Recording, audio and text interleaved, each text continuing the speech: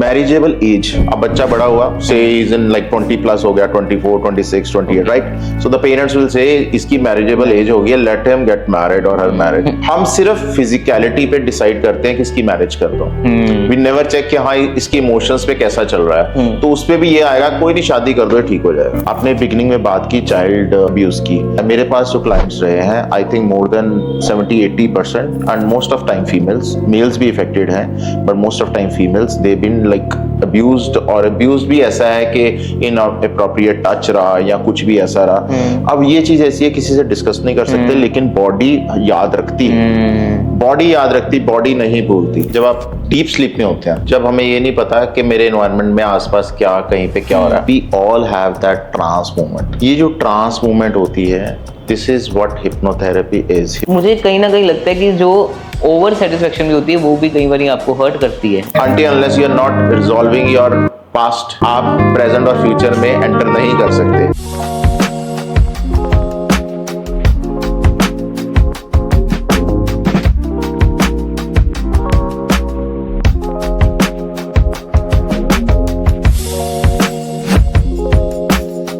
Episode 5 और second season हमारे बात दिल की का, और आज का एपिसोड बहुत खास, क्योंकि आज हम एक ऐसे टॉपिक पर बात करने वाले हैं जिसके बारे में शायद आपको कम नॉलेज हो या तो कोई ना कोई मिथ आपके माइंड में ज़रूर होगा।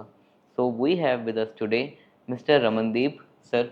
वेलकम टू बातें दिल की। Thank you so much. मैं ये इंट्रोडक्शन इसलिए दे रहा था क्योंकि आप हैं लाइफ कोच, और लाइफ कोच के बारे में शायद लोगों को अमृतसर में इन पर्टिकुलर बहुत ज़्यादा नहीं पता होगा, जिनको पता भी होगा उनको मिस इन्फॉर्मेशन बहुत ज़्यादा होगी। तो सबसे पहले तो आप NLP प्रैक्टिशनर हैं एंड CBT हैं एंड हिप्नोथेरेपिस्ट हैं।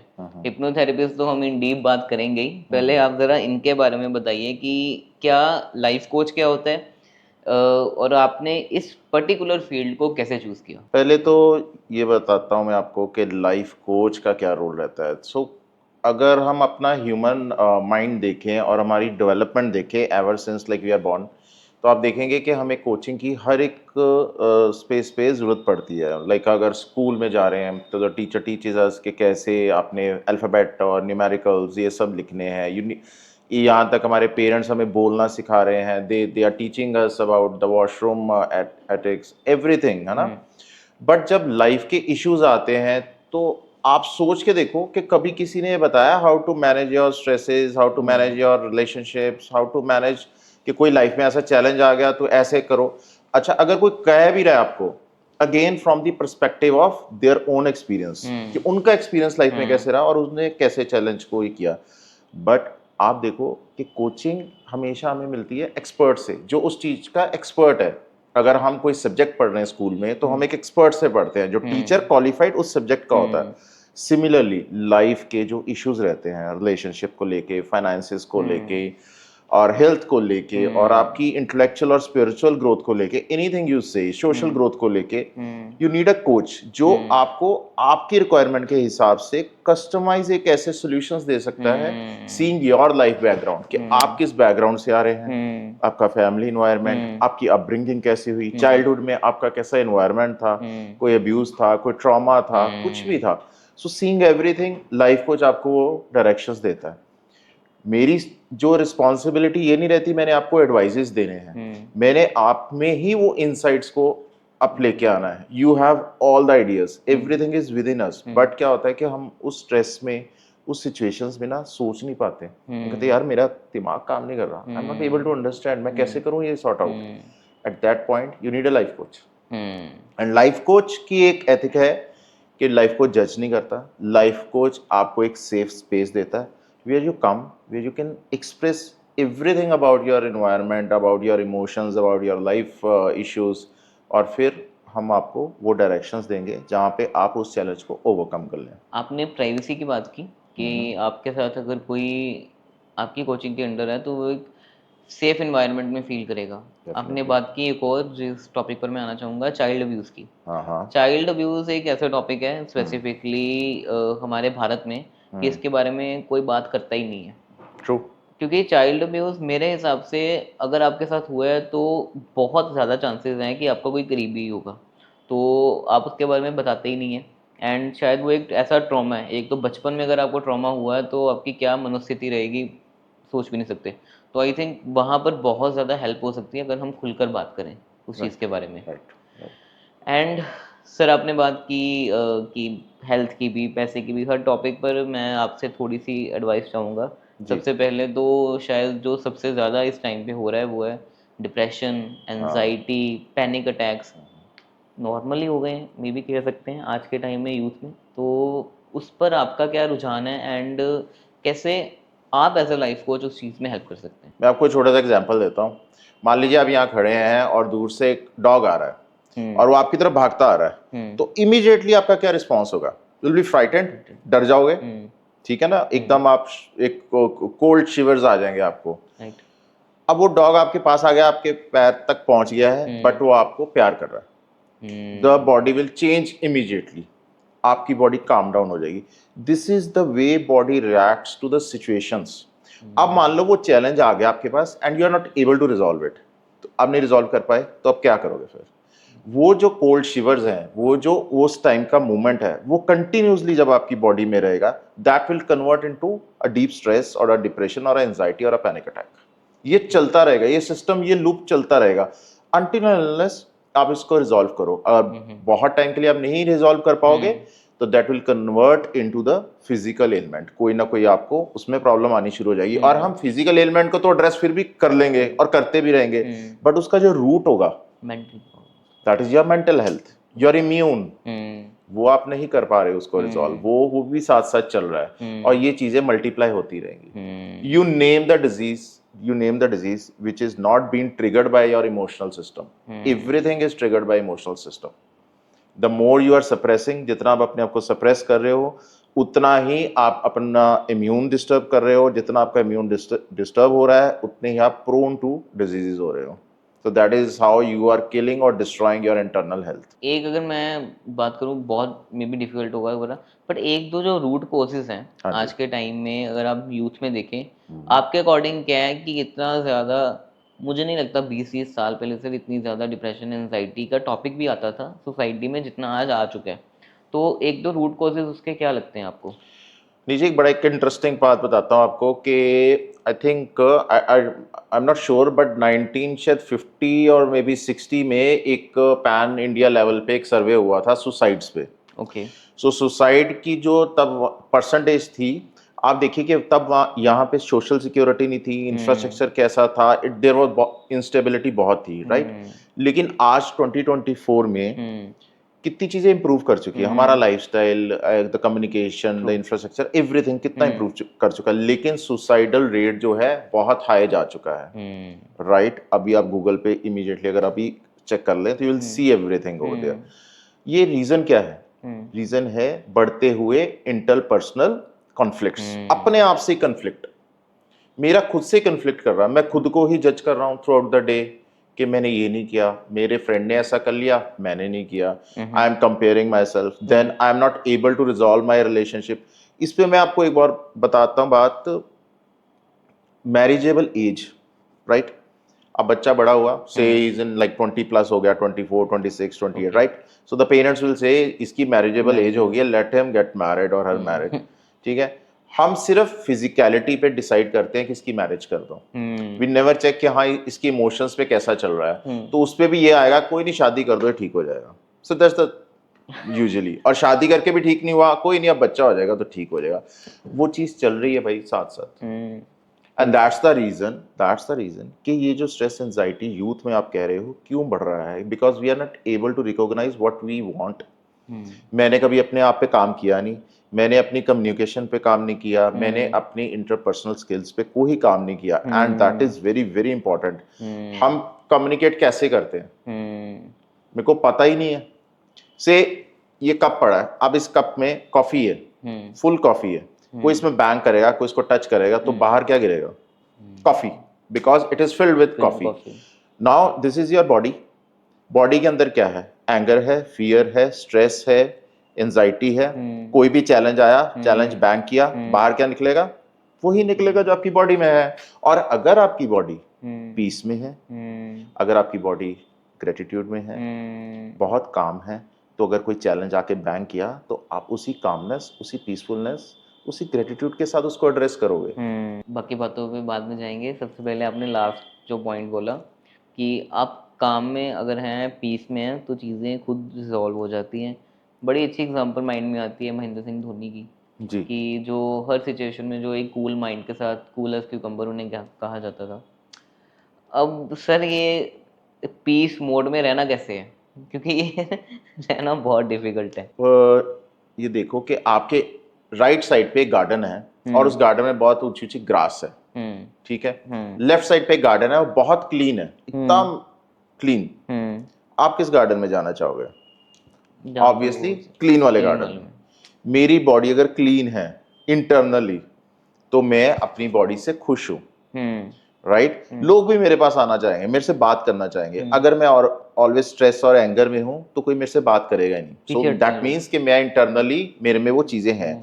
And the bestest way is hmm life coaching के थ्रू। तो आप करेंगे इसको क्लीन, क्योंकि हम्म आप मेरे से बात कर रहे हैं, आप अपना सारा रिलीज कर रहे हैं, you are saying whatever you want to say, और वो बातें बोल रहे हैं जो आज तक आपने किसी के साथ नहीं बोली, नहीं डिस्कस की। The most strongest way is meditation. Okay. जैसे मैं मेडिटेशन को एडवोकेट करता हूं, मैं करवाता भी हूं मेडिटेशंस, हमारा ग्रुप है मेडिटेशंस का। So meditation is a beautiful and the best way, and it is since centuries, since thousand of years meditations चल रही हैं, जिससे आप अपने इंटरनल सिस्टम को क्लिंस करते हो। You release everything, you stimulate your internal system, जहाँ पे आप आपकी जो अवेयरनेस लेवल है, जो कॉन्शियसनेस है, वो हाई होती है, and then you are able to take the important and critical decisions of your life. That is meditation is a beautiful way, I will suggest. दो चीज़ें, एक तो बात की आपने मेडिटेशन की। यूजुअली क्या है कि मेडिटेशन को स्पिरिचुअलिटी के साथ कंपेयर करके देखा जाता है। एक तो उस पर आपका टेक, एंड इस पर पहले आप बताइए कि मेडिटेशन और स्पिरिचुअलिटी का क्या रिश्ता है, और क्यों हमें मेडिटेशन को स्पिरिचुअलिटी से अलग करके देखना चाहिए अगर रिक्वायर्ड है तो। मैं नहीं समझता कि मेडिटेशन को हम स्पिरिचुअलिटी से अलग करना चाहिए। रीजन बीइंग कि हम अपना सोर्स को कभी ना भूलें, from where we are.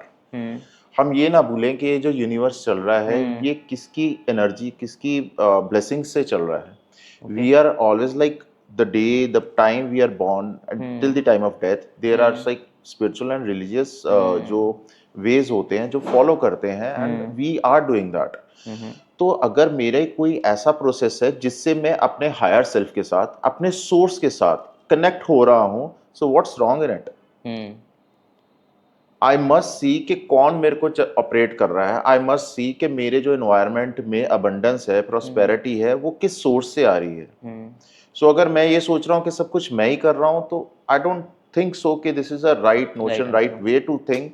There is some supreme power. अगर मैं उसके साथ एक कर रहा हूँ, कनेक्ट कर रहा हूँ, और मेडिटेशन आपको वहां लेके जा रही है, so what's wrong? And second चीज सर, कि आपने बात की कि हम कई बार क्या होता है कि खुद के साथ आजकल बहुत कंपेयर करते हैं कि हमने ये चीज़ करनी थी, ये नहीं कर पाए, या मेरा दोस्त या कोई भी ये चीज़ कर रहा है, हम नहीं कर पाए। मेंटल हेल्थ को मुझे पता है ये चीज़ अफेक्ट करती है। अब मेरा जो है पर्सनली भी ये रहता है, दो चीज़ें मुझे इसमें लगती है। क्या इसमें इस चीज़ का रोल है कि आप खुद के लिए कौन सी ज़िंदगी चुन रहे हैं? फॉर एग्जाम्पल, अगर मैं हूँ, अब मेरा क्या सीन रहता है कि मैं खुद के लिए गोल सेट करता हूँ, खुद जी। को चैलेंजेस देने की ट्राई करता रहता हूँ कि अगर 7 बजे जिम जा रहे हैं, नहीं 5:30 जाकर दिखते हैं। अगर आज एक पर्टिकुलर चीज़ की है तो अब 2 करके देखते हैं कि खुद को कितना आप पुश कर सकते हैं। जी। तो क्या वो चीज़ जो है वो भी आपको एक मेंटल हेल्थ आपकी अफेक्ट करती है? और अगर बिल्कुल काम पीस ही चाहिए ज़िंदगी में, क्योंकि लोग क्या करते हैं इस चीज़ को डिस्करेजमेंट की तरफ ले जाते हैं कि नहीं, सेटिस्फेक्शन बहुत ज़रूरी है। मुझे कहीं ना कहीं लगता है कि जो ओवर सेटिस्फेक्शन भी होती है वो भी कई बार आपको हर्ट करती है। ये मेरा एक पर्सनल जो है ओपिनियन है कि कई बार बहुत डिफर होता है लोगों के साथ। तो आपकी इस चीज़ पर क्या टेक है? आप जैसे कह रहे थे कि हम कंपेयर करते हैं, आप मेरे को ये बताओ कि हम सिर्फ जो मटेरियलिस्टिक चीजें हैं उनमें ही कंपेयर करते हैं, अदरवाइज क्यों नहीं करते? Like why not I should look like maybe some Bollywood superstar, okay. कि जो जैसा ही है वैसा मैं बन जाऊं। सो आप उनकी कुछ चीजों को कॉपी कर सकते हो, but you cannot have a same face, है ना, वो नहीं हो सकता। तो इस पे मैं सोचता ये नहीं हो सकता। तो क्यों हम अपने जो एस्पिरेशंस हैं वो दूसरे को देख के वो क्रिएट करें? व्हाई नॉट आई सी के what I want to do. Okay. मैं अगर अपनी खुशी किसी और को हैंड ओवर कर रहा हूं और उसकी खुशी को देखते हुए अपनी खुशियों को डेवलप कर रहा हूं, सो आई एम समवेयर, मैं अपने आप को भूल रहा हूं कि मेरी क्या खुद की रिक्वायरमेंट है। यही मैं आपको पहले कह रहा हूं कि हम इंटरपर्सनल तो जा ही नहीं रहे, खुद को तो चेक कर ही नहीं रहे कि मेरी खुद की क्या हैप्पीनेस है, एक हैप्पीनेस लेवल क्या है। Definitely we all know need those abundance, और ये जो लाइफ की जो लग्जरीज कह लो या रिक्वायरमेंट्स कह लो, ये हमें सबको चाहिए, that is like want and need. But why, क्यों चाहिए मेरे को? और अगर मैं अपनी लाइफ की वाई ढूंढ लेता हूँ ना, that is a very powerful word. अगर आप कैपिटल में लिखते हो व्हाई आई नीड दिस, तो विल कम टू नो कि मेरे को एक्चुअली चाहिए क्यों और मैं इसके लिए कहाँ तक जा सकता हूँ, मेरी स्ट्रेटेजी क्या रहेगी। जैसे आपने बहुत अच्छी बात बोली, goal setting, it's a beautiful वे। महेंद्र सिंह धोनी की आपने बात की, तो ये रिलेट मैं कैसे करता हूँ कि मैच में गोल सेट होता है। से एग्जाम्पल के टीम को चेज करना है 200 रन, अब उसका वो गोल सेट है। अब कैप्टन अपनी टीम के साथ उसकी एक स्ट्रेटेजी बना रहा है कि यार ऐसे आपने बॉलिंग करनी है या ऐसे बैटिंग करनी है। अब वो ये हो रहा है कि वो बैटिंग कर रहा है लेकिन स्कोर नहीं बन रही। अब वो क्या करेगा? स्ट्रेटेजी चेंज करेगा। स्ट्रेटेजी चेंज करेगा तो फिर उसको फॉलो करेगा, लेकिन फिर भी उसके स्कोर नहीं बन रही। अगेन ही over rethink about the strategy where I can make some changes. But you see in the entire process, सारे प्रोसेस में एक चीज चेंज नहीं होती, that is your goal. That means that goal is very important. So आप अपनी उस गोल को अगर आप इतनी इंपॉर्टेंस दे देते हैं, उसके लिए एक टाइमलाइन बना लेते हैं, उसके लिए एक स्ट्रैटेजी क्रिएट कर लेते हैं, और साथ में वाई भी ढूंढ लेते हैं कि yes, why I need this goal to be achieved, तो no one can stop your progress. आप कंसिस्टेंटली उस टाइम टेबल को, उस डिसिप्लिन को for next 12 months, I can assure you, आप आज ही अपना गोल डिसाइड कर लें, उसके लिए आप डेली एक अपना डिसिप्लिन क्रिएट कर लें और कंसिस्टेंटली फॉर नेक्स्ट 12 मंथ्स उसको फॉलो करें। I can assure you no one can stop your progress. Discipline consistency का रोल तो आई थिंक शायद बहुत ज़्यादा आ जाता है। I was listening to podcast recently, Cristiano Ronaldo कह रहे थे कि सब कहते हैं कि रोनाल्डो बनना बहुत ईजी है, I give you the map, अब बनकर तो दिखाओ।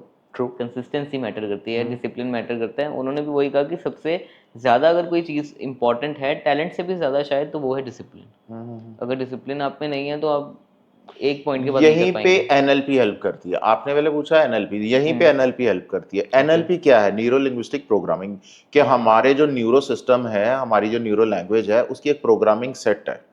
अब बहुत से लोग कहते हैं यार ये चीज मैं नहीं कर पाऊंगा, यार मेरा वेट कम नहीं होता। वेट पे बहुत लोग स्टक होते हैं कि यार मेरा वेट कम नहीं होता, मैंने सब कुछ करके देख लिया, मैंने बहुत एफर्ट करके देख लिया, मैं पैसे नहीं कमा पाया, मैंने बहुत एफर्ट करके देख लिया, मेरा रिलेशनशिप सेट नहीं हुआ। ये क्या है? एक नेगेटिव नोशन है, ये एक प्रोग्रामिंग है मेरे न्यूरो सिस्टम की, जो जिसने ये मेरा बिलीफ सिस्टम फिक्स कर दिया है कि ये काम मैं नहीं कर पाऊंगा। बट द थिंग इज, अगर आपका गोल इतना इंपॉर्टेंट है, जैसे मैंने आपको पहले कहा गोल इंपॉर्टेंट है, तो मेरे को स्ट्रेटेजी चेंज करनी है। Like I want to lose weight, मेरे को वेट कम करना है, मैंने इस वे में फॉलो किया, मेरा वेट कम नहीं हुआ, तो मैंने हार नहीं माननी, मेरे को ये रिविजिट करना सारा प्लान कि कहाँ पे मेरा जो प्रोग्रेशन नहीं हो पा रही थी। Either it was diet, it was exercise, it was something which I am like मेरे को नहीं फॉलो करना था। और अगर रिलेशनशिप पे मैं अच्छा नहीं हूँ तो देखना मेरे को, क्या मैं एक्सप्रेसिव नहीं हूँ, क्या मेरी कम्युनिकेशन अच्छी नहीं है, क्या मैं अपने पार्टनर की नहीं सुन रहा, क्या मैं उसकी इमोशंस को एक्नॉलेज नहीं कर रहा, या मैं ओवर गिवर हूँ या मैं लेस गिवर हूँ, मैं टाइम नहीं दे रहा, all those things. Again coming to finances, क्या मैं अपने काम को, अपने प्रोफेशन को 100% दे रहा हूँ? क्या मैं पूरा, जब मैं ऑफिस में होता हूँ, कि मैं ऑफिस में पूरा होता हूँ कि मैं सोशल मीडिया भी चला रहा होता हूँ, राइट? सो मैं कहाँ पे 100% नहीं हूँ? अगर आप 100% नहीं हो तो आई एम सॉरी, फिर आपको 100% मिलेगा भी नहीं। अगर आप 100 पे हो तो 80 एक्सपेक्ट करो, 80 पे हो तो 60 करो। अब आप देखो आपका कितना एफर्ट है। So here with the help of NLP which I teach, NLP के थ्रू आप अपना वो न्यूरो सिस्टम में एक चेंज ला सकते हो, अपने बिलीफ सिस्टम में चेंज ला सकते हो बाय गिविंग योरसेल्फ अफर्मेशंस कि yes I can do that, okay, I must do that, I will do that. So ये सारी एफर्मेशंस अपने अंदर डाल के आप अपनी डेली लैंग्वेज को, पैटर्न को चेंज करोगे, तो then you will find a different energy, एक अलग सी एनर्जी आनी शुरू हो जाएगी बॉडी में। फिर यूनिवर्स पे शायद हेल्प करता है। जब आप जिस डायरेक्शन में जाते हो, आप कुछ भी करना चाहो, अगर आप अभी सोच लो कि मैंने किसी का मर्डर करना ना, तो आप वो मर्डर वेपन भी ढूंढ ही लोगे। सो यूनिवर्स तो हर चीज में आपकी हेल्प कर रहा है। इट इज ऑलवेज कि आपने कैसा अपना थॉट प्रोसेस बनाना है, आपका लाइफ गोल क्या है। आप गोल जब भी सेट करें तो ये भी सोचे कि कहीं ना कहीं मेरे को अपनी सोसाइटी को, यूनिवर्स को, मेरे अपनी कम्युनिटी को भी कंट्रीब्यूट करना है। सो द ऐसा जैसा आपका गोल, इस वे में जब भी आप प्लान करोगे, you will see abundance in your life, you will see the progress. आपने बात की वाई की, एक किताब है साइमन साइनेक की, हाँ जी। स्टार्ट विद वाई, मेरी वन ऑफ द फेवरेट्स है। Okay. बहुत कुछ मुझे सीखने को मिला। जो आज मैं कर रहा हूँ, मैं आगे भी काफ़ी बारी बता चुका हूँ कि मैं स्टार्ट विद वाई के कारण शायद कर रहा हूँ। Very start with nice. वाई एंड तमाशा, जो Okay. रणवीर कपूर की, ये हाँ दो जी। चीज़ों ने मुझे बहुत इम्पेक्ट किया ज़िंदगी में। सर लोगों को अपनी ज़िंदगी निकाल देते हैं, लोगों को पता नहीं लगता कि वो क्या करना चाहते थे और उन्होंने किया क्या है। मुझसे भी कई बार पूछा जाता है जब मैं सेमिनार्स वगैरह देने जाता हूँ कॉलेजेस में, कि अपना वाई कैसे ढूंढे। वाई शायद हमें खुद ही ढूंढना पड़ता है, अपनी नीश तो हमें खुद ही पता करनी पड़ेगी कि हमारी क्या है। बट शायद एक इग्नोरेंस है लोगों में कि नई नई चीज़ डिफ़िकल्ट है, या क्यों उस तरफ जाना, जैसा चल रहा है वैसे चलने दें। आपकी इसके बारे में क्या राय है? पानी फ्लो कर रहा होता है, अगर उसके आगे कुछ गार्बेज या कुछ ऐसी गंदगी आ जाएगी तो पानी का फ्लो रुक जाएगा और जो पिछला पानी है उसको भी गंदा कर देगा। सो वो जो गार्बेज है ना, पहले तो वो क्लीन करना आपको, सो दैट पानी का फ्लो बने। ओके। जब पानी का फ्लो बनेगा तो आप देखोगे वो फ्लो के साथ सारी गंदगी बह गई, वो सब निकल गया, मतलब वो जो एरिया है वो अब क्लीन लग रहा है, बेटर लग रहा है। तो पहले तो अपने आप को क्लीन करो, अपने deepest deepest fears, deepest traumas, deepest जो ऐसे एक्सपीरियंस है, जो नेगेटिव नोशन लेके आते हैं, कोई भी ऐसी चीजें जो आपके साथ पहले हुई हैं लाइफ में, अब आपने ये सोच लिया मेरी लाइफ तो ऐसे है, जब तक आप इसको क्लियर नहीं करोगे आप आगे नहीं मूव कर पाओगे। Clear that. Sit with me. Sit with any expert who is expert in telling you life techniques. Sit with anyone. Do meditation. Cleanse करो अपने आप को. Once you are cleansed, you will have millions of ideas. But अगर वो सारा अंदर है, garbage अंदर है, तो क्लीन नहीं हो पाएगा. So then you will find your why. खुद के साथ बैठना बहुत इंपॉर्टेंट होता है हाँ, ज़िंदगी सिट विद योर सेल्फ। अगर आपको लग रहा है you are stuck, go to expert. आप देखो सर, यहाँ पे हम सिटी में घूमे, you will find thousand of shops और hundred of shops of eateries, fabrics, jewellery, etcetera etcetera. आप मेरे को बताओ, आप कितनी शॉप देखते हो, कितनी क्लिनिक्स देखते हो जहाँ पे आप इमोशनल वेलनेस की बात हो रही होती है? कितने ग्रुप्स देखते हो जहाँ पे इमोशनल वेलनेस की बात हो रही है? कितने आप 4 फ्रेंड्स और यहाँ फैमिली देख रहे हो जहाँ पे इमोशनल वेलनेस की बात हो रही है? No one wants to talk about this। क्यों? उनको लगता है यार ये इमोशनल वेलनेस की बात हो रही है, समथिंग बहुत कुछ गलत ही हो रहा है इसके साथ। जजमेंट, ये स्टिग्मा हमारी सोसाइटी में ऐसा है ना कि हम जैसे ये बात करें ना, यार मेरे को आजकल स्ट्रेस चल रहा है, सामने वाला इमीडिएटली आपको जज कर लेगा। And that's the big blockage कि हम किसी से सब कुछ इंटरनली चल रहा है तब भी बात नहीं कर रहे। इमोशनल वेलनेस की आपने बात की सर, आसान भाषा में इमोशनल वेलनेस का मतलब बेसिकली होता क्या है हमारी ऑडियंस के लिए? फिजिकल वेलनेस अगर आप हम सोचें तो अगर मेरे को बॉडी के किसी पार्ट में भी कुछ भी अनइजीनेस है तो वो that's a physical, you know, कोई ट्रबल चल रही है मेरे को, राइट? अब इमोशनल ये आ गया कि मैं बैठे बैठे एवं किसी ना किसी थॉट पे सैड हो रहा हूँ, ओके। मेरे को ऐसे कोई ना कोई ओवर थिंकिंग कर रहा हूँ, हार्ट बीट मेरी बढ़ रही है, एंड कईयों को कोल्ड स्वेटिंग होनी स्टार्ट हो जाती है, खाना खाते खाते आप देखोगे वो स्वेटिंग हो रही है, नींद नहीं आ रही, नींद नहीं आ रही, यस दैट्स राइट, नींद नहीं आ रही। और फियर ऑफ अननोन, ऐसे ही बैठे बैठे फियर हो रहा है, यू नो, बहुत रनिंग थॉट्स हो रहे हैं, नॉट एबल टू कॉन्सेंट्रेट, पता ही नहीं लग रहा हो क्या रहा है। So something is really going bad around that person. And सबसे बड़ी बात, मेरे बहुत सारे क्लाइंट्स ये आके क्वेश्चन करते हैं, सर मैं ठीक हो जाऊंगा? तो ये डाउट होता है कि ठीक क्यों नहीं होगे, क्योंकि मैंने सर ऐसा सुना है कि जिसको ये प्रॉब्लम हो जाए वो ठीक नहीं होता। कई ऐसे आते हैं जो बहुत सालों से मेडिसिन खा रहे हैं। जैसे हर एक चीज़ की सोल्यूशन है, रेजोल्यूशन है, लेकिन जब तक आप इस चीज़ के लिए एफर्ट नहीं करोगे, होगा 110% इस चीज़ की पॉसिबिलिटी हो है कि आप इस चीज़ को ओवरकम कर सकते हो। आपने बिगिनिंग में बात की चाइल्ड अब्यूज़ की, आप गूगल करिए। आई थिंक मेरा जो एक्सपीरियंस रहा है, मेरे पास जो क्लाइंट्स रहे हैं, I think more than 70-80%, and most of time females, males भी इफेक्टेड हैं, but most of time females, they been like abused, और अब्यूज्ड भी ऐसा है कि इनअप्रोप्रिएट टच रहा या कुछ भी ऐसा रहा। अब ये चीज़ ऐसी है किसी से डिस्कस नहीं कर सकते, लेकिन बॉडी याद रखती है, बॉडी याद रखती, बॉडी नहीं भूलती। मैं अभी आपसे पूछूं सर बताइए कि 10 इयर्स पहले या 15 इयर्स पहले आपका जो बर्थडे था आपने कहाँ सेलिब्रेट किया था, आप एक मिनट सोचोगे कहोगे हाँ ये बर्थडे मैंने यहाँ सेलिब्रेट किया था। अगर कोई उस टाइम का मैं ये भी पूछूंगा सर कुछ ऐसा था विच डिस्टर्ब्स यू स्टिल, तो you will come to know that. So मेरी बॉडी सब चीजें अंदर मेमोराइज कर रही है, बॉडी सेल्स मेमोराइज कर रहे हैं, तो वो ट्रॉमा भी अंदर है मेरे। You need to release that. नहीं करोगे तो फियर आप कैरी करते रहोगे, और वो ही फियर के साथ अगर आप प्रोफेशनल या पर्सनल रिलेशनशिप्स को चलाओगे that will keep hurting you. Sir दो बातें और। हाँ जी। एक तो थोड़ी देर पहले हम बात कर रहे थे रिलेशनशिप्स की। रिसेंटली आपने जो बताया कि हैशटैग हम सफ़र, कि उसके स्पेलिंग कैसे चेंज हो गए हैं। एंड आई नो कि आपके पास बहुत ज़्यादा क्लाइंट्स ये भी आते होंगे क्योंकि पता नहीं क्या ही चल रहा है, आप ज़्यादा बेटर एक्सप्लेन कर पाएंगे। दूसरा पैसा, पैसे पर बाद में आते हैं, पहले रिलेशनशिप्स की बात करेंगे कि आप ही बताइए कि सोसाइटी में चल क्या रहा है। हमारा ग्रुप जो है soul zen SRK, there is one speaker Savita ma'am जो नॉर्वे से हैं, देन कामना मैम हैं जो इंदौर से हैं, एंड माई सेल्फ, हम तीनों का ग्रुप है, और हम एक इवेंट कर रहे हैं 1 मार्च 2025 को अमृतसर में। जब हम इस इवेंट का डिस्कशन कर रहे थे तो एक बहुत इम्पॉर्टेंट ये बात आई, हम सफ़र। तो हम सफ़र तो होता है कि जो आपकी लाइफ का पार्टनर है, आपके साथ चल रहा है, हर एक सिचुएशंस में चल रहा है, बट वो एक्चुअली जो सफ़र है वो सफरिंग में कन्वर्ट हो गया। So we are together but we are suffering. Suffering का बनना होता, मेन रीजन मैं ये सोचता हूँ कि ego, unresolved traumas, unresolved aspirations, एक बहुत ज्यादा उम्मीदें, वो हनीमून टाइम, वो सारी एक्सपेक्टेशंस, कुछ खुद की, कुछ सोसाइटी की, पेरेंट्स की, सबकी, तो इतना सारा प्रेशर है जो रिजॉल्व नहीं है और रिजॉल्व हो नहीं पाता, वो कॉम्प्लिकेशंस बढ़ती जाती हैं। और कितने यंगस्टर्स हैं कि जो लव मैरिज हो रही है या अरेंज मैरिज हो रही है, ब्यूटीफुल रिलेशन डेवलप हो रहा है, फिर हनीमून हो रहा है, फिर ठीक चल रहा है, बट ग्रेजुअली आप देखोगे प्रॉब्लम्स बढ़नी स्टार्ट हो रही है। अब वो प्रॉब्लम्स इतनी बढ़ रही हैं कि विद इन अ ईयर और two they are getting separated. There are so many things. मैं बहुत बारी अपने जो मेरे पास कपल्स आते हैं इन चीज़ों के लिए, तो मेरा एक मैं कहता यार कि ये रिलेशन बनाने में आपको कितना टाइम लगा होगा, इस रिलेशन को ऐसे जिस सिचुएशन में है एफर्ट लगा, लेकिन अब इसको आप ब्रेक करना चाह रहे हो तो ब्रेक के लिए देखो कि कितना ट्रॉमेटिक है सब कुछ।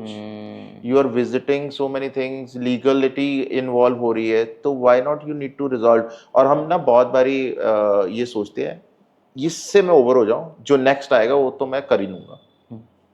आई कैन अश्योर यू ऐसा नहीं होता। until unless you are not resolving your past, आप प्रेजेंट और फ्यूचर में एंटर नहीं कर सकते। मैं फिर वही कह रहा हूँ कि अगर आपकी बॉडी उस गार्बेज के साथ है, तो आपने अगर ये सोच लिया कि मैं अब इससे क्लीन हूँ और मैं आगे चल रहा हूँ, वो क्लींजिंग आपको करनी पड़ेगी, तभी जाओगे, नहीं तो वो जो स्मेल है पास की वो आपके साथ साथ चलती रहेगी। तो you need to resolve that. तो रिलेशनशिप्स को ब्यूटीफुल बनाने के लिए सबसे पहले जो मैं एक टिप देना चाहूँगा सबको, talk openly about your emotions. Talk openly, don't, एक होता ना कि मैं अपनी जो मेरी रिक्वायरमेंट्स हैं, वांट्स हैं, वो यहाँ पे है, मैं इसको ओवर ना लेके जाऊं, ओवर गिव भी ना करूं कि मैं इसके अपने रिलेशन के लिए कुछ भी कर दूं। नहीं, अपने आप को बहुत बैलेंस रखना है, अपनी ड्यूटीज को एक्सेप्ट करना है। And this is not a time के I am a male so I have to do everything, मतलब एक मेरी ड्यूटी नहीं भी है और फीमेल भी सोचे कि नहीं ये मेरे को ही करना पड़ रहा है। You need to keep the balance. जितना आप बैलेंस रखोगे, जितना आप ओपन कम्युनिकेशन करोगे, जितना आप अपने आप को एक्सप्रेस करोगे ना right way, use I word that I am going through this, I am suffering through this, say everything about yourself, don't suppress yourself. Suppression is again a kind of बहुत ही एक आई से डेंजरस है, because जितना आप suppress करते जाओगे आप फुल कर रहे हो अपनी बॉडी को। You have a beautiful body, you have a beautiful soul, you have a beautiful life. आप इसको क्यों ऐसे कर रहे हो कि अंदर अपने आप को इतना फियर और इस चीजों से भर रहे हो? You have full right to live beautifully. The only and only thing is कि आपको वो करना है, आपको एफर्ट करना है। मैं एफर्ट नहीं करूंगा तो कोई ऐसा मैजिक नहीं होने वाला। आप अपना राइट खुद ही अपने आप से छीन रहे हो। आई थिंक बहुत ज़्यादा एक चीज़ वो भी आ जाती है कि आपने पहले भी जैसे बात की कि 24 के हो गए हो, 25 के हो गए हो, 26 के हो गए हो, तो अब शादी कर ही लेनी चाहिए। मेरे लिए तो पर्सनली भी बहुत इम्पोर्टेंट है शायद ये जानना। मैं 27 का हूँ। घर वाले कहते ही हैं कि शादी कर लो कर लो, एंड मेरा हर बार ये होता है कि मुझे इमोशनली अभी रिक्वायरमेंट नहीं लग रही। मुझे लग नहीं रहा कि मैं इमोशनली अभी उस दौर पर पहुंच चुका हूँ जहाँ पर मुझे किसी हमसफ़र की नीड है, या मैं किसी की लाइफ के साथ भी क्यों करूँ कि बाद में अगर मैं अपना 100% दे ही नहीं सकता।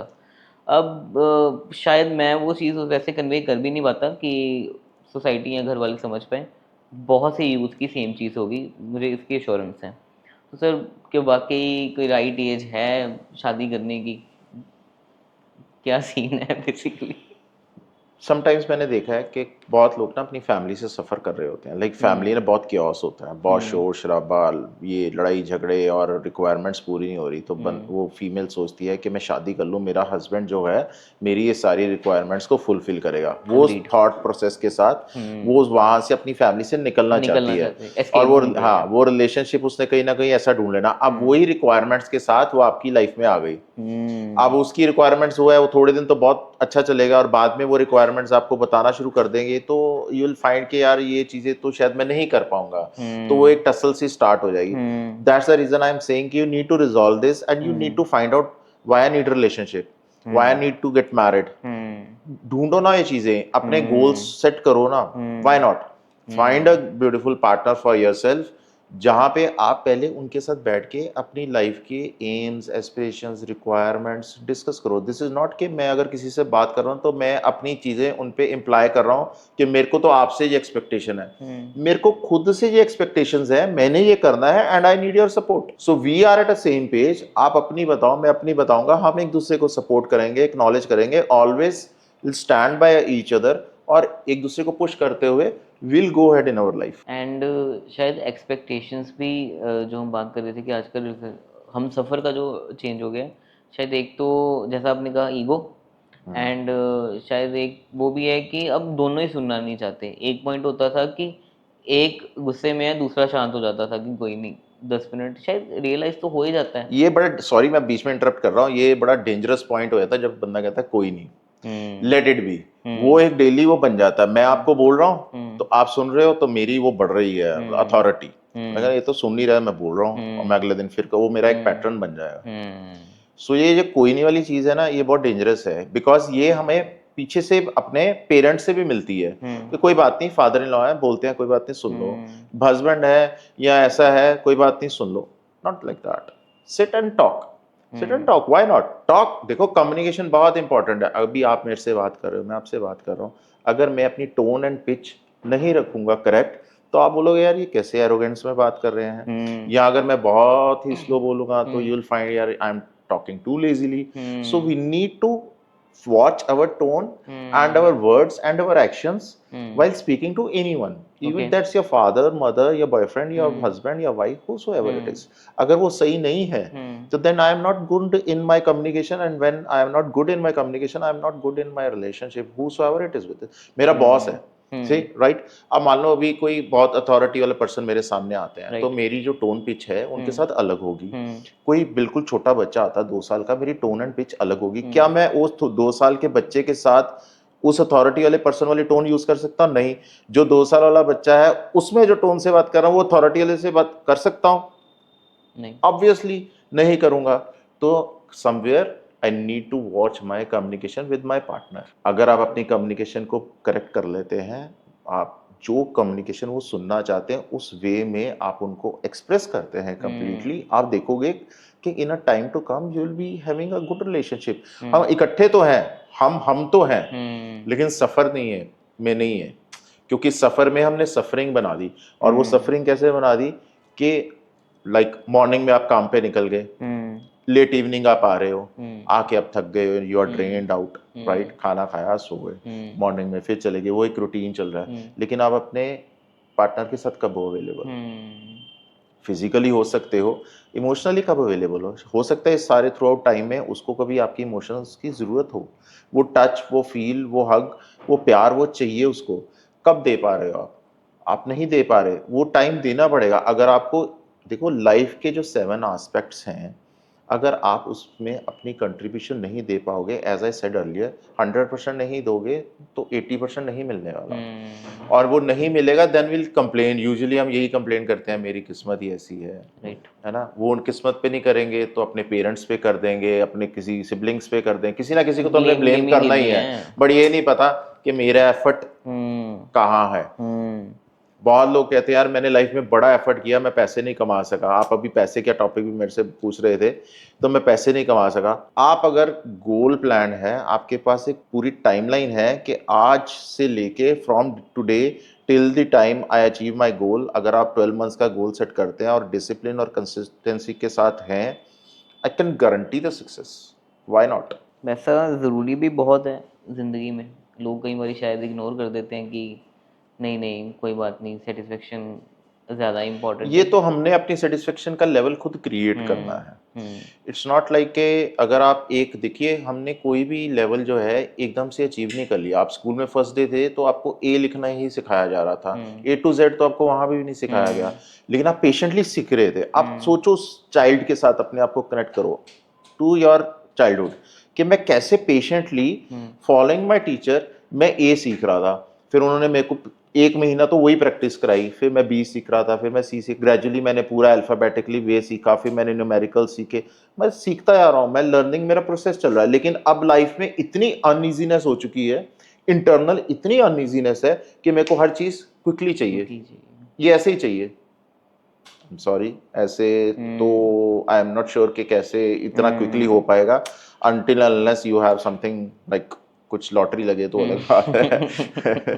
बट अदरवाइज अगर आपको कुछ स्टेबिलिटी, क्योंकि अगर आपकी लाइफ में अबंडेंस और प्रोस्पेरिटी आ रही है तो पीस ऑफ माइंड भी आना चाहिए ना। तो अगर पीस ऑफ माइंड नहीं आ रहा, I am having a sleepless night, तो दैट वो उस पैसे का और उस अबंडेंस का आप क्या फायदा नहीं करोगे? है। फिर वो आप अपनी मेडिसिन पे या इन चीज़ों पे स्पेंड करोगे, so again you're not enjoying your life to fullest। Shortcut की तरफ नहीं भागना, लॉन्ग टर्म चीज़ें ज़्यादा बेनिफिट हाँ देती देखिए, प्लान्स मेरे accordingly 1 year plan, 5 year plan and 10 year plan, 3 plans जरूर होने चाहिए। राइट डाउन, व्हाइट बोर्ड पे लिख लो। पहले आप छोटा प्लान, हमेशा एक छोटा प्लान अचीव करो, वो आपका बूस्ट करेगा, है। ओके। आपका लेवल ऑफ कॉन्फिडेंस बढ़ाएगा, आपको ये लगेगा यस ये तो मैं कर सकता हूँ। हम्म। फिर आप थोड़े से बड़े प्लान पे आओ, फिर उससे बड़े, आपका ग्रेजुअली आप देखोगे आपका एनर्जी लेवल और आपका कॉन्फिडेंस लेवल बढ़ रहा है। ओके। हम क्या करते हैं, लार्जर प्लान बना लेते हैं। वो लार्जर प्लान की तरफ तो पहले मैंने प्लान बना लिया, फिर मैंने उसको मैं पूरा कर भी नहीं पाया, तो मेरा कॉन्फिडेंस लो हो गया, मेरा एनर्जी लो हो गया और मैंने सोच लिया यार ये चीज़ नहीं हो नहीं हो सकती। सकती। तो भाई मेरे, पहले आप थोड़ा सा छोटे से स्टार्ट करो। आप देखो ये मैंने कर लिया, अब मैं इस पे जाऊंगा, मैं पहले 100 मीटर्स दौड़ूंगा, फिर 500 दौड़ूंगा, फिर 2 किलोमीटर भी दौड़ सकता हूँ। तो आपका ऐसे बॉडी आपकी वैसे ट्रेन होने लगेगी। आप जिम में चले जाते हो, फर्स्ट डे क्या आप इतना वेट उठा सकते हो? नहीं। ग्रेजुअली आपका स्टेमिना बनना शुरू हो जाता है। कनेक्ट करो अपने आप को इन चीज़ों के साथ, आप यू विल सी कि ये प्रोग्रेस हो रही है ज़िंदगी में। So don't be in hush and Hari. Perfect. बहुत कुछ सर आज सीखने को मिला होगा लोगों को। Coming to the last topic जो हमने पॉडकास्ट में स्टार्टिंग में बात की थी, आपसे मैं सुनना चाहूँगा कि एक तो आप बताइए कि आप जो प्रैक्टिस करवाते हो जिसके बारे में लोगों को नॉलेज बहुत कम है या मिथ्स जो हैं वो बहुत ज़्यादा है, एंड सेकंड कि बेसिकली जो है वो हिप्नोथेरेपी जिसके बारे में बहुत मिथ्स हैं, लोगों को मिस इन्फॉर्मेशन है। तो एक तो उसके बारे में बताइए कि क्या होती है, एंड आप उसमें पर्टिकुलरली क्या कर रहे हैं। जब आप ये बताइए, जब आप डीप स्लीप में होते हैं रात को, हम रोज़ सब एक बहुत ऐसा पॉइंट आता है जब हमें ये नहीं पता कि मेरे एनवायरनमेंट में आसपास क्या, कहीं पे क्या हो रहा है, अनटिल अनलेस कोई बहुत ही वो ब्लास्ट, कोई ऐसी नॉइस आ जाए तो मैं एकदम से उठ जाऊंगा। But we all have that trance moment. ये जो ट्रांस मूवमेंट होती है, this is what hypnotherapy is. Hypnotherapy के थ्रू आप एक हिप्नोसिस में जाते हो, थ्रू हिप्नोसिस आप अपने सबकॉन्शियस माइंड में जाते हो। से मैं अभी बोलूँ कि सर आप सो जाओ, तो आप कहोगे यार नहीं मैं अभी सोना नहीं चाहता, राइट? सो सोना itself is a process. Sleep is a process. Okay. हम अपनी बॉडी को उस मोड में लेके जाते हैं, बॉडी को ये मैसेज देते हैं this is a time to sleep, ये सोने का टाइम हो गया है, ये टाइम हो गया है, तो अब मैंने सोना है, मैं रिलैक्सेशन में जाता हूँ। अब लेटते थोड़ी सो जाओगे, वो टाइम लेते हैं। ग्रेजुअली आप 2 4 5 10 मिनट आप धीरे धीरे धीरे धीरे धीरे उस स्लीप में चले जाते हो। हिप्नोथेरेपी के थ्रू हम अपने क्लाइंट को उसी वे में एक डीप स्लीप में लेके जाते हैं। Okay. जब आप डीप स्लीप में जाते हो तो आपका सबकॉन्शियस माइंड राइज होता है। जब आपका सबकॉन्शियस माइंड राइज होता है तो उसके थ्रू वो ट्रॉमास राइज होते हैं जो आपकी लाइफ को बहुत डिस्टर्ब जिन्होंने किया हुआ है। And as you breathe out, you release that traumas from your body, and this is one of the most effective way to release your traumas, I'll say। क्यों? क्योंकि हम कॉन्शियसली कुछ भी अपनी बॉडी पे नहीं होने देते। से आपको कोई इंजेक्शन लगाने लगा, अब आपको लगेगा कि यार ये मेरे को ना लगाए, वो मेरा एक कॉन्शियस एफर्ट हो रहा है कि मेरे को ना लगे, मेरे को पेन होगी। लेकिन अगर आप नींद में हो, सबकॉन्शियस माइंड अगर आपका एक्टिवेटेड है, आप सो रहे हो, तो आपको पता भी नहीं लगेगा कि कब वो इंजेक्शन लग गया। सो ऐसे ही हम अपनी बॉडी से रिलीजेस करते हैं थ्रू हिप्नोथेरेपी। हिप्नोथेरेपी के थ्रू आप अपना past, even I will say PLR, past life regression, बहुत बहुत लोगों के मेरे को ये क्वेश्चंस हैं कि सर पास्ट लाइफ रिग्रेशन क्या होता है। आई एम श्योर कि आपको भी इसकी क्यूरियोसिटी ज़रूर होगी कि ये सर पास्ट लाइफ भी होती है क्या, मैं अपनी पास्ट लाइफ भी देख सकता हूँ? तो यस, बिल्कुल होती है।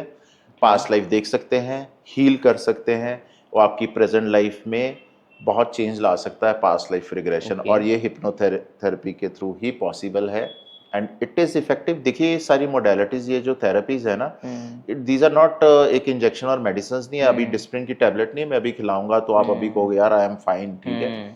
दीज आर द थिंग्स कि अगर आप मान लीजिए अगर आपकी बॉडी में सिंस लास्ट 10 years और मे बी 5 years इतनी देर से कोई चीज़ चल रही है, so with the one thing you cannot get over that thing, है ना। तो उसको टाइम जरूर लगता है but it is very effective. और जो चीज़ आप इसके थ्रू हील कर रहे हो ना, वो आपकी बॉडी में दोबारा नहीं आएगी।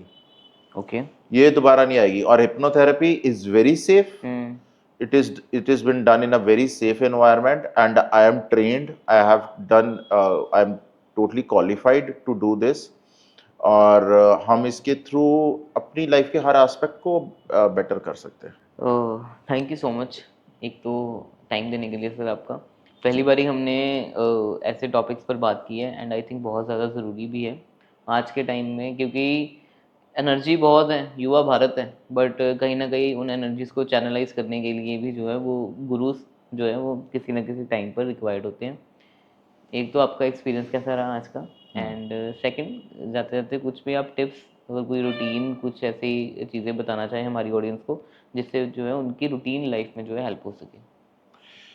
पहले तो मैं आपका बहुत थैंकफुल हूँ क्योंकि ये प्लेटफॉर्म आपने ऑफ़र किया। ये प्लेटफॉर्म बहुत इम्पॉर्टेंट है क्योंकि इस प्लेटफॉर्म के थ्रू मैं शायद मिलियंस ऑफ लोगों को पहुँचने वाला हूँ। ये मैसेज पहुँचने वाला है कि इमोशनल वेलनेस अगर आपके पास है तो आपकी फिजिकल वेलनेस भी उससे बेटर होगी। Mind and emotion and your body, ये जो कनेक्ट है इसमें सिर्फ हमारा जो फोकस है सिर्फ बॉडी की तरफ है। माइंड और जो हमारा पीसफुलनेस है इसकी तरफ मेरा कनेक्ट नहीं है। मोस्ट ऑफ द टाइम हम उस चीज़ों से भाग रहे हैं, हम उसको पाक कर रहे हैं कि अच्छा इसको अवॉइड कर रहे हैं, ठीक है। सो आई एम श्योर कि इस सेशन के थ्रू, इस पॉडकास्ट के थ्रू जब बहुत लोगों को ये मैसेज मिलेगा कि ये चीज़ों को रिजॉल्व करना भी पॉसिबल है, right. So I am thankful to timeless Amritsar for giving me this opportunity and this platform. और ऐसी और टॉक्स होती रहें तो और मैं अपनी ऑडियंस के साथ कनेक्ट होता रहूँ, डिफरेंट उनको टेक्निक्स और वेज बताता रहूँ तो वो इन चीज़ों से लर्न करें। और जिसको भी लगे कि हाँ मैं और भी नेक्स्ट लेवल पे बात करना चाहूँ तो डेफिनेटली हमारे साथ कनेक्ट हो। और मैं अपनी ऑडियंस को ये भी बताऊँगा कि जो 1 मार्च 2025 को हमारा इवेंट है, ऐसा इवेंट, ऐसा यूनिक इवेंट अमृतसर में नहीं हुआ होगा अभी तक, इस लेवल का नहीं हुआ होगा। जो स्पीकर्स हैं, जो हमारी वो एक्सपर्टाइज होगी, वो 3 घंटे की इवेंट में हम बोलने नहीं वाले, हम सिखाने वाले हैं, राइट। इट्स नॉट कि मैं बैठा हूं और मैं कंप्लीटली बोल रहा हूँ। बहुत इंटरेक्टिव रहेगा, बहुत लोग सीख के जाएंगे वहां से। आई एम श्योर कि एक लाइफ ट्रांसफॉर्मिंग इवेंट है वो।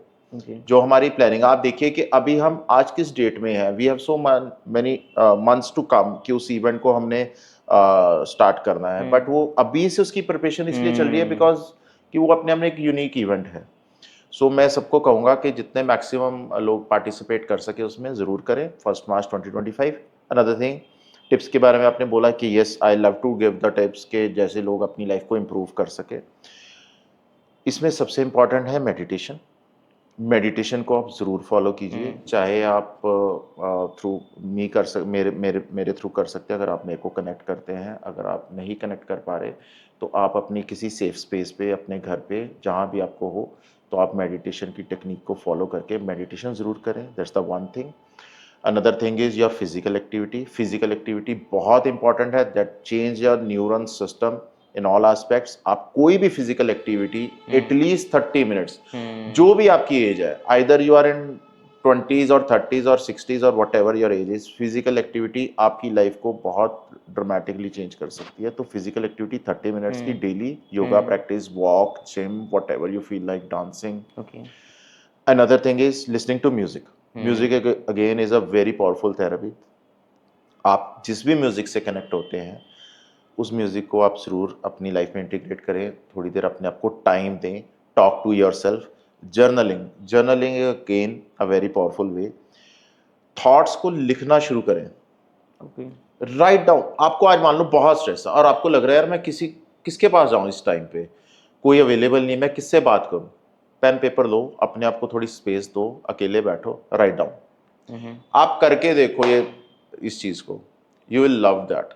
क्योंकि आप जितना मर्जी बड़ा स्ट्रेस हो, विद इन 5 मिनट्स ये स्ट्रेस आपका एलिमिनेट होगा और आपको आइडिया भी आएगा कि मैंने इसको हैंडल कैसे करना है। So journaling is a powerful way. Talking to someone whom you trust, जो आपकी सेफ स्पेस है, किसी से बात करो। Don't suppress yourself. किसी एनवायरनमेंट में आपको लग रहा है कि यार I am not comfortable, you can move to next room और मे बी किसी पार्क में। नेचर से कनेक्ट होने की कोशिश करें। जब भी आपको लगे आप थोड़ी देर नेचर में बैठ सकते हैं, किसी पार्क में जाके अपने आप को यूनिवर्स के साथ कनेक्ट करें। Breathe in and breathe out. You need to take some deep breaths. Breathe in through your nose and breathe out through your mouth. That again helps in stimulating your internal system and releasing your immediate stress. Okay. So these are the tips. I am sure कि मेरी audience को ज़रूर help करेगी और मैं comments ज़रूर देखना चाहूँगा कि कैसे ये सेशन, ये पॉडकास्ट इवेंट और ये टेक्निक्स और टिप्स लोगों को हेल्प की। So this is my life purpose. ये एक मेरा लाइफ पर्पस है कि मैं मैक्सिमम लोगों को तक पहुंच पाऊँ, हेल्प कर पाऊँ, सपोर्ट कर पाऊँ और इमोशनल वेलनेस को जितना ज़्यादा हो सके प्रोपोगेट कर पाएँ। Thank you so much sir, आज इतनी इंसाइट्स शेयर करने के लिए यूथ के साथ और लोगों के साथ। डेफिनेटली उन्हें काफ़ी चीज़ों में हेल्प मिलेगी। We are grateful to you and definitely अगर किसी को एक्सपर्टीज इस चीज़ की चाहिए, किसी को प्रॉपर हेल्प चाहिए तो वो आपके पास आ सकता है। Most welcome. Thank you so much once अगेन। Thank you. बहुत शुक्रिया।